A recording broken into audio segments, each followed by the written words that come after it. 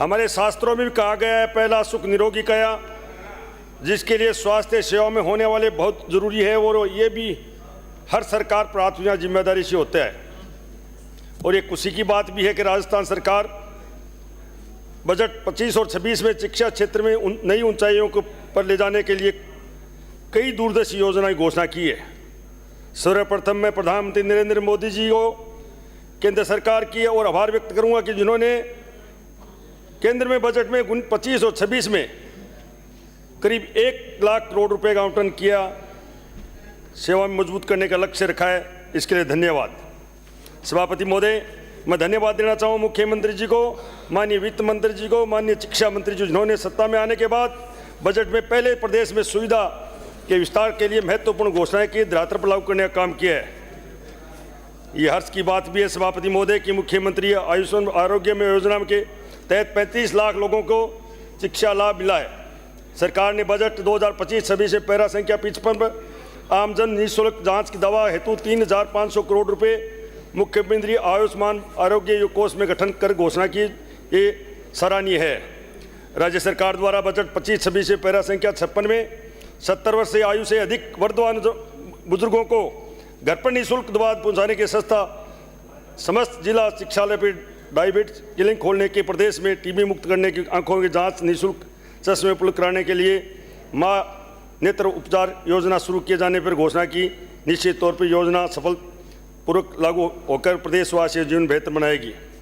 राज्य सरकार द्वारा बजट 2025-26 में पैरा संख्या 6 में 750 शिक्षकों को 1,500 पैरा मेडिकल कर्मियों को नई पद सृजित करने की घोषणा की है। नए शिक्षक और स्वास्थ्य कर्मी नियुक्त अस्पतालों में स्वास्थ्य केंद्र बेहतर सुविधा मिलेगी।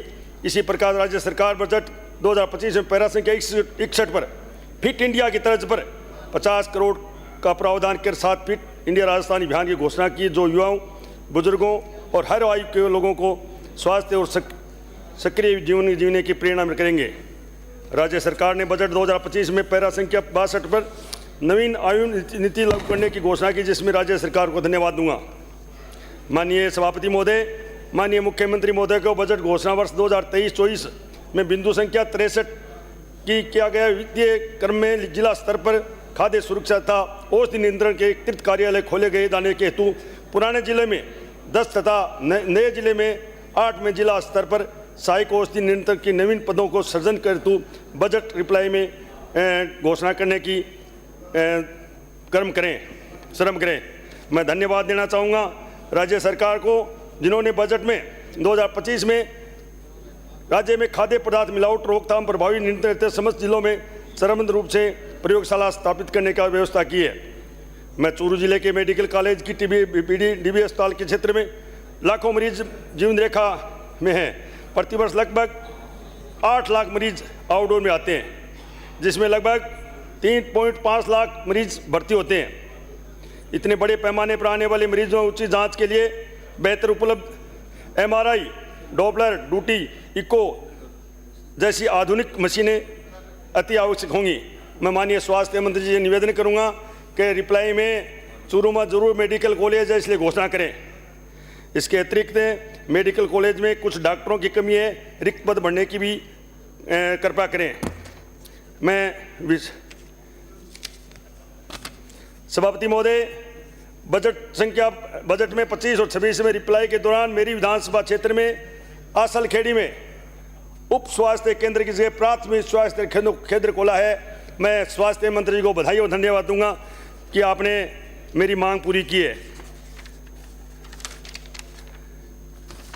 सभापति महोदय, मैं आपके माध्यम से मंत्री महोदय के क्षेत्र चिकित्सा समस्या की अवगत कराऊंगा।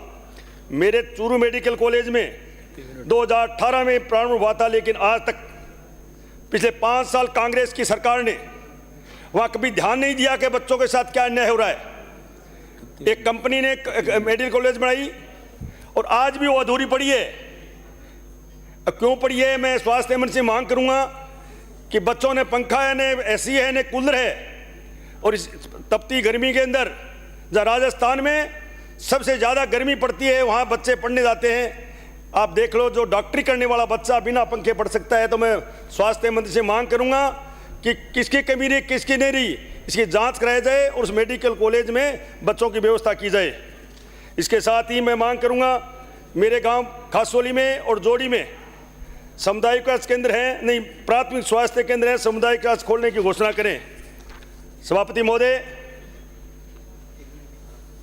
मुझे पूरा विश्वास है कि राज्य सरकार द्वारा बहुत से अन्य कार्य भी बहुत अच्छे किए गए हैं।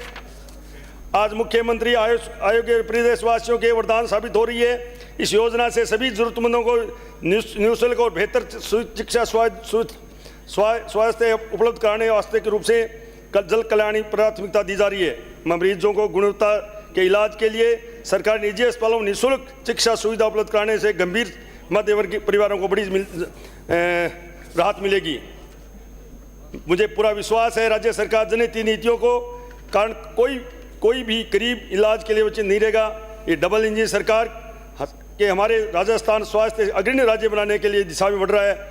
मैं सभापति आपसे निवेदन करूंगा आपके स्वास्थ्य मंत्री जी से कि चूरू मेडिकल कॉलेज में आप जो 2018 में शुरू हुआ था उसको अधूरा पड़ा है, उसको पूरा कराने की कृपा करें और वहाँ जो मेडिकल कॉलेज में जितने डॉक्टरों की कमी है वो पूरी कराएं।